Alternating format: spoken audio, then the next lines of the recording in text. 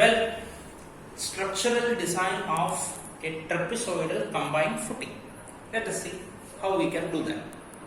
So already we have learned the geotechnical design, that is sizing of the trapezoidal combined footing, provided you have the column loads W1, W2, the center to center distance between the columns, which will be given by the structural designer, and the safe bearing capacity of the soil will be given by the geotechnical engineer.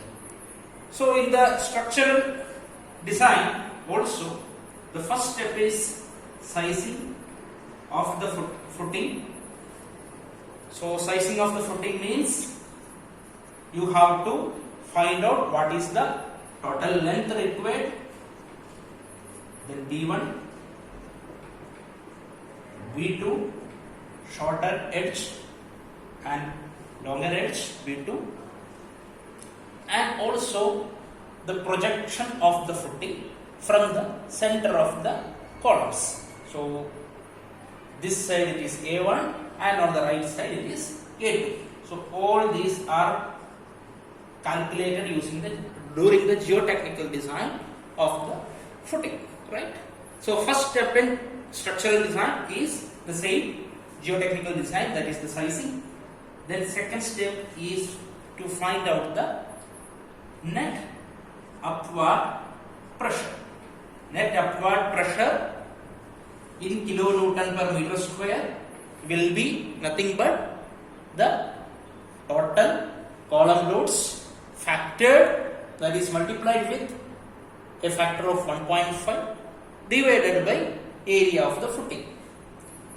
Then you have to convert the P0 in kilonewton per meter square into the load per unit length, that is, let's say W in kilonewton per meter. We will discuss that. Then once you have the P0 and W, you can draw shear force and bending moment diagrams. Where the shear force becomes 0, there you will have the maximum hogging bending moment. Then once you have the bending moment, you can get the required depth of the footing. Depth of the footing, that is, you have already the expression bending moment is equal to 0.138 FCKBD square as you do your slab design. Then after getting the depth, you have to find the reinforcement required, AST, reinforcement required, that is, the bottom reinforcement will be based on the sagging moment, because see, when here the column loads are applied, so the bending will be, the bending will be something like this, Below the column loads it will be sagging, and here it will be hogging at the middle portion, and again at the column load it will be sagging. So the AST below the columns, that is the bottom reinforcement, has to be calculated based on the sagging moment, and the top reinforcement has to be calculated. Top reinforcement has to be calculated based on the hogging moment, and bottom reinforcement based on the sagging moment. Anyway, that already you have learned in your slab design or your rectangular combined footing also. Fine. After this, you have to check for shear, but both one-way shear and two-way shear. Check for shear, and then finally you have to also get the transverse reinforcement. That is, the transverse reinforcement is the reinforcement in this direction along the lateral direction, right? Anyway, we will see them one by one. So let us see sizing. Already you have learned, so still keep clean. So you have the different criteria to find out the sizing. See, if there is some restriction for A2 or A1, there may be, if your land space, that is your land boundary ends here, so you cannot project your footing beyond that your boundary. So that if there is some restriction, you have to consider that. So your total, first you have to find what is the total area of the foundation required. Area of the foundation required is your W1 plus W2 plus weight of the footing, that is to be assumed as 10% of the total column loads divided by SBC.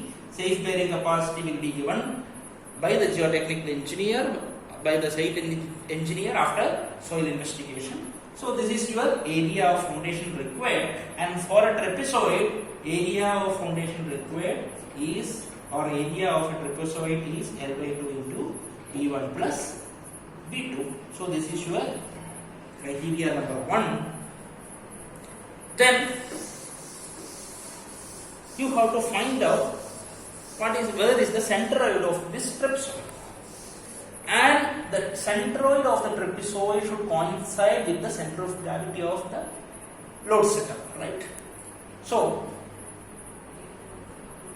let's say if from the center of the heavier column your centroid will come, approximately it will come somewhere towards the longer edge. So if from the center of the column, this column, the distance to the centroid is, if it is x bar, so the condition is that your centroid should coincide with the center of gravity, and it is required for stability. So let us take the moment about this point. The moment about this point, that is in the longitudinal direction. So if you consider the contribution from both the loads, so the W1 plus W2 will be acting at the centroid, the center of gravity. So W1 plus, you can write W1 plus W2 into x bar is equal to W1 into, say if the center to center distance between, the two columns is, say, small l, so W1 plus W2 x bar is equal to W1 into L, W1 into L. So you can get your x bar is equal to W1 L by W1 plus W2. So once you have your x bar, your centroid of the trapezoid from the longer edge, so here it is A2 plus x bar, right? A2 plus x bar is the distance of the centroid from the longer edge. So you can write A2 plus x bar is equal to, for the trapezoid, the centroid is L by 3 into, here B2 plus 2B1 divided by B2 plus B1. Please note, 2 has to be multiplied with the shorter edge. Right? So you have your criteria number 2. So also this center to center distance between the column is fixed by the structural designer, so you cannot do anything else. Then once you have to see if there is any condition such that your A2 or A1 has to be restricted, so you have to follow that, and you can assume any, say if any one projection is fixed, you can assume the other projection as appropriately based on your boundary condition. Say if there is otherwise if there is any restriction towards this side, if you want to restrict the V2, so you can assume some value for V2 and some value for A1 or A2 accordingly. So next you can also write your A1 plus A2 plus L. A1 plus A2 plus L is equal to your capital L. So you have 3 equations and 5 unknowns. Your unknowns are capital L, B1, B2, A1 and A2, and you have 3 equations. So 2 parameters you have to assume. If there is any conditions given, so you can take A1 or A2 accordingly, and from these you can get all your required dimensions L, B1, B2, A1 and A2. Fine. So once these parameters are fixed, our next step is to get the net upward pressure. So your P naught, okay. Once the geotechnical design or the sizing of the footing is completed, now when you are coming to the structural design, you have to take the factored load in the limit state design. So let us multiply W1 with 1.5 and W2 also into 1.5. See, when we are doing bearing capacity estimation, we take a factor of safety which is divided. Whatever ultimate bearing capacity we are getting from to the net ultimate bearing capacity, you are dividing that with the 3 to get the safe bearing capacity. But here, that is also to be safer side. But here for the structural design, you are taking a factored load so that your design of the footing, the structural design is safe. Fine. Now what is your P naught? P naught is equal to 1.5 into W1 plus W2 divided by area of the footing. So your L, B1, B2 are defined. So your area of footing nothing but L by 2 into B1 plus B2. So now you have your P naught and it is in kilonewton per meter square. Now this P naught, that is in kilonewton per meter square, is distributed. See, your total load is distributed over this area. So P naught is in kilonewton per meter square. Fine. Now your next step is to find out your shear force and bending moment at different locations. Now there are several various methods available. Let me discuss say two different methods. So this P naught you have in kilonewton per meter square. So now say if you want to draw the shear force diagram for this setup, so if you want to get the shear force, say shear force at the column edge, left edge it is 0, fine. Shear force at the right edge is also 0. Now what is the shear force at left of the center of column 1? Left of the center of column 1. So you have, that is at a distance of A1 from the shorter edge. So how you can get that? For that you have to find out what is this dimension, this width. Let's say if that is B1 dash, and how you can get the B1 dash? From the similarity of this triangle and this triangle, right? So this will be B2 minus B1 by 2, this much. It will be same here also. Here also it will be B2 minus B1 by, right? So now you can get your this depth, let's say if it is say y1, if it is y1 divided by y1 by a1 is equal to b2 minus b1 by 2. You already know all this, b2, b1, everything. b2 minus b1 by 2 divided by your capital A. So you can get this y1 value. So b1 plus 2y1 is your b1 dash. Now once you have your b1 dash, you can find the area of this shaded area as, this is your length of this trapezoidal, right? a1 by 2 into b1 plus b1 dash, right? That is the area of this shaded area. Similarly, you can get the area of this shaded area on the right hand side also. Here only thing is, here your B2 dash you have to find out, and B2 dash will be less than B2. So that also you can find out. And your shear force, at the left of the center of column 1 will be nothing but your P naught in kilonewton per meter square multiplied with this shaded area will be your shear force here. Right? And just at the right of the center of the column 1, your shear force will be area of the shaded area multiplied with the P naught minus 1.5 W1 minus 1.5 W1. So it will come like this.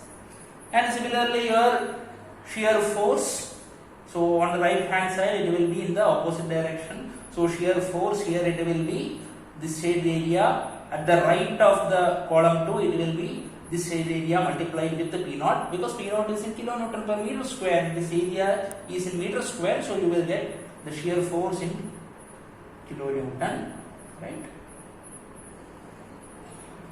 And on the left of column 2 it will be this shaded area multiplied with the P naught minus 1.5 W2, and it is in the opposite direction.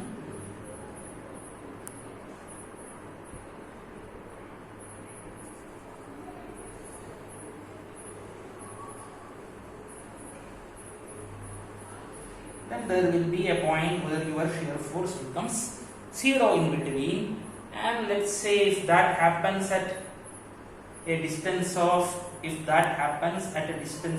x from the left edge, you have to find out what is the width of the trapezoid at that distance x. Let us call it as bx.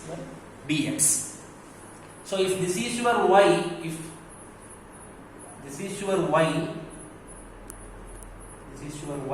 y, so you can again get here y by x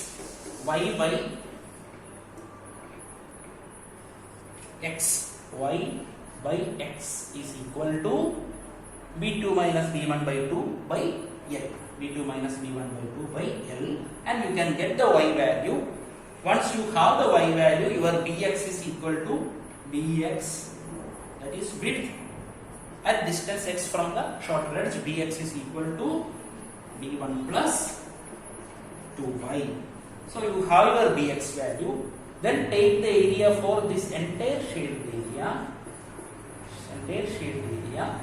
So you can equate your shear force equal to 0 at a distance of x. So it will be whatever is the area of this trapezoid, whatever is the area of this shaded area, multiplied with that area multiplied with P naught, that area multiplied with the P naught minus 1.5 W1 should be equal to 0.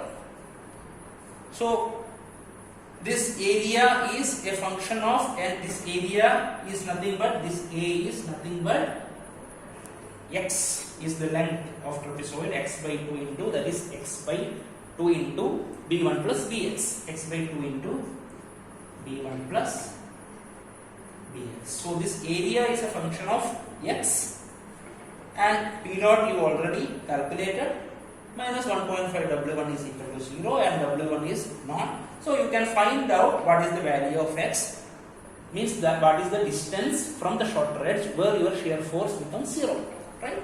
So you already got everything. Now you have to find out the bending moment. Now you have already the shear force available.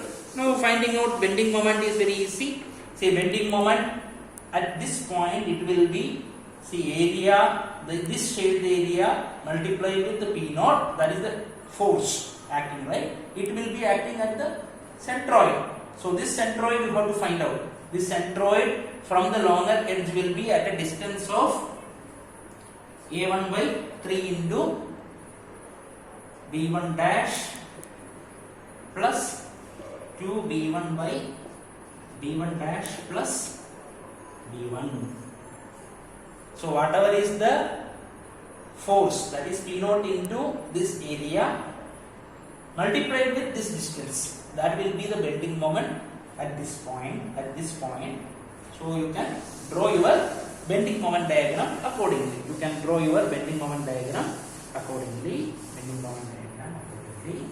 Right? So you will get some value of bending moment. Then similarly here also you can find out the bending moment value. So here also this shade area multiplied with the P naught, that is the force, and multiplied with whatever. So this centroid will be towards the longer edge. So you have to take A2 minus x bar, whatever you are calculating. A2 minus this distance will give you the distance to this point from the centroid. So whatever is the force that is P naught into this shaded area multiplied with this distance will give you the moment at that point, the starting moment at that point. And again, where your shear force is 0, how you will get the moment there? For that you take this entire shade area up to a distance of x, and you already calculated the area as x by 2 into b1 plus bs multiplied with the b naught, and it will be acting at a distance of say some x bar from the longer edge. So that x bar will be equal to again x by 3 into bx plus 2b1 by bx plus b1. So this x bar multiplied with whatever is the total force. What is the total force? That is P naught into this shaded area. P naught into area of the shaded portion. So that will be your bending moment contribution from the distributed load minus W1 into 1.5 multiplied with this distance. That will be x minus A1. So total distance is x minus A1. So because the force is acting at the center of column 1. So the column load multiplied with that is factored with multiplied with 1.5 multiplied with this distance will give you the contribution of the moment from the point load, which will be in the opposite direction. So you can find out what is the hogging moment. The total hogging moment will be, once again I am repeating, area of the shaded portion multiplied with the P naught multiplied with the x bar minus 1.5 W1 into x minus A1 will give you the hogging moment where your shear force is becoming 0. So you can get your bending moment diagram. So this is one method. There is another simple method, so which I will explain. So that is nothing but, say you have the longer edge here and the shorter edge here, and you have already calculated the P naught, because P naught is nothing but your 1.5 into W1 plus W2 by area of the foundation, and area of the foundation is L by 2 into B1 plus B2. So you have the P naught in kilonewton per meter square. So now let us find out what will be the W, that is load per unit length, that is in kilonewton per meter. W is in kilonewton per meter.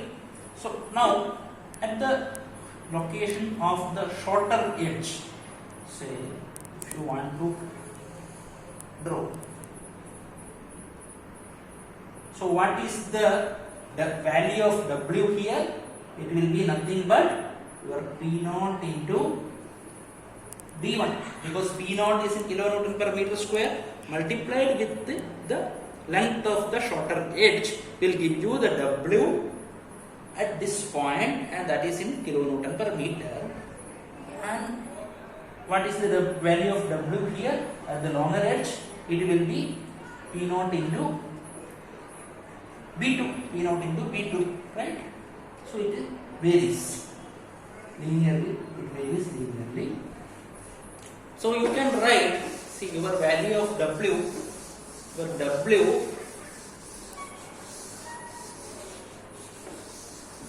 if it varies, say if you consider a distance x from the left, that is from the shorter edge, so x varies from 0 to L from the left.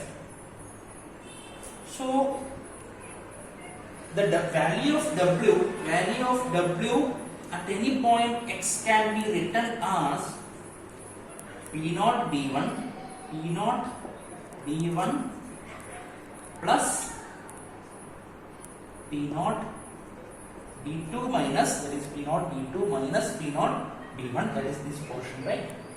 This portion. P0 D2 minus P0 D1 divided by L multiplied with x. So when x is equal to 0, that is at this point x is equal to 0, your Wx is P0 V1, correct? And at x is equal to L, that is at this point at the longer edge. So at x is equal to L, this gets cancelled. So your Wx is equal to P0, it remains as P0 V2. So at any point in between, that is at a distance x from the shorter edge, you can get the value of Wx using this expression, right? Now what is the shear force? Shear force is nothing but integration of this, right? Shear force is, if you integrate this, because this is in kilonewton per meter, if you integrate this with respect to x, you will get the shear force at any point. So that is the contribution from the distributed load. So let us mark it as SF1, because there is also another contribution from the point load that is coming, fine, that we will discuss later. So your shear force 1 is nothing but integration of this, so that is P0 D1 plus P0 D2 minus P0 D1. So let me simplify it here itself. SF1 is equal to integration of this, right? So your SF1 becomes P0 D1 x plus P0 D2 minus P0 D1 by L x square by 2 plus one constant, let's say it is C1. Now we have to apply boundary condition. At x is equal to 0, your shear force 1, shear force is 0, right? So at x is equal to 0, shear force is 0. So here also x, this components gets cancelled. So you get that your shear force is 0 means your C1 is equal to 0. So C1 anyway it goes away. So your shear force 1 is nothing but P0 D1 x plus P0 D2 minus P0 D1 by L s square by 2, right? As simple as that. Now using this expression, you can draw your shear force diagram. So anyway C1 is becoming 0. Now let us try to draw the shear force diagram. Shear force diagram using that expression.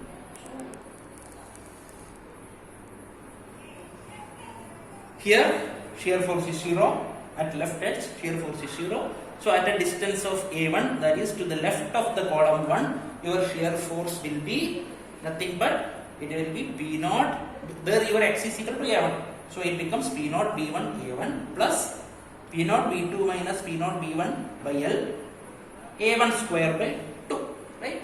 As simple as that. So you will get the value of shear force at the left of the center of column 1, and just at the right of the center of column 1 it will be this value minus 1.5 W1 minus 1.5 W1, right? Then you can find out what is the value of shear force here. So again it will be at x is equal to say this point. So this point is nothing but your x is equal to A1 plus L, right? Because center to center column distance is L and this is A1. So A1 plus L, at a distance of A1 plus L, you have to substitute x is equal to A1 plus L. So you will get the shear force contribution from the distributed load, then your shear force contribution from this point load. So that will be in the opposite direction. So shear force 1 equating x is equal to A1 plus L minus 1.5 into W1. That will be your shear force at this point, that is left of column 2. And at the right of column 2, it will be the same value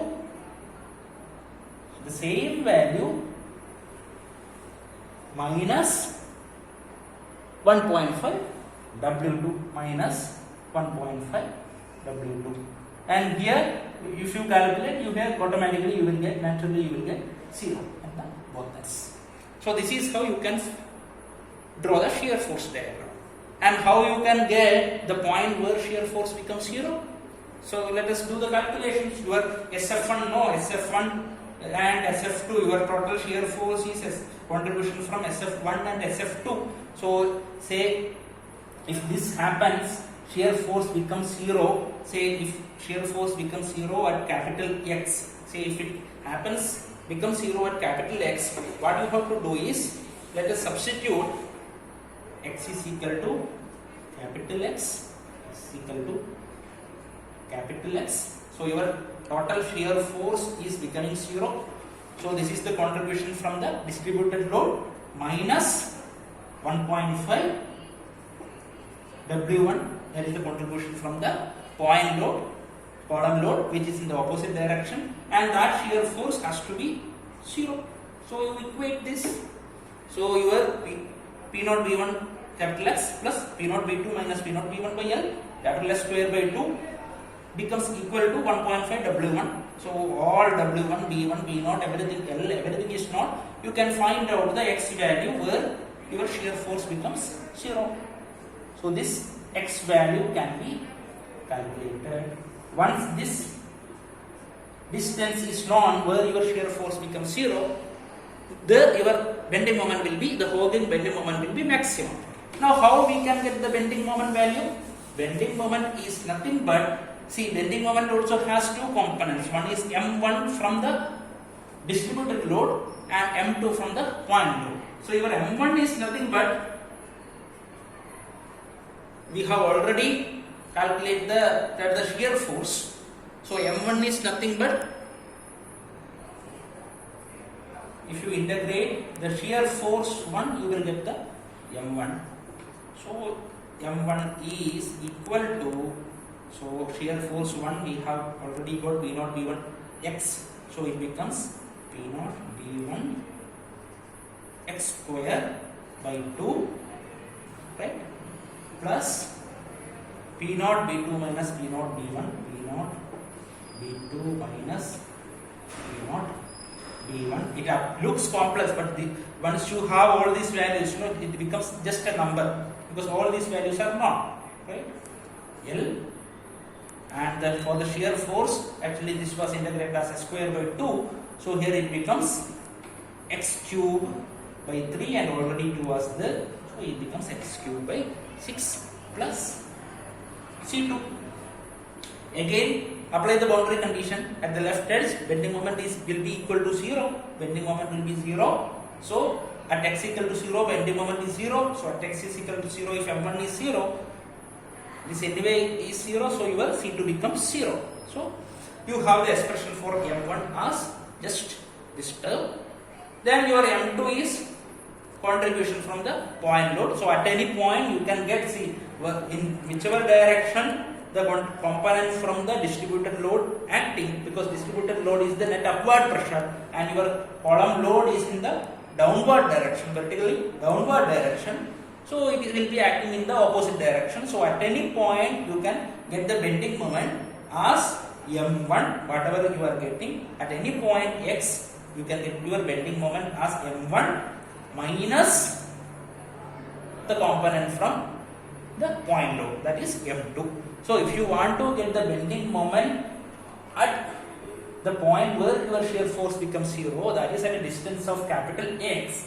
So your bending moment will be just for in this term of M1, you equate this small x to capital X, then you will get M1 minus M2 is nothing but 1.5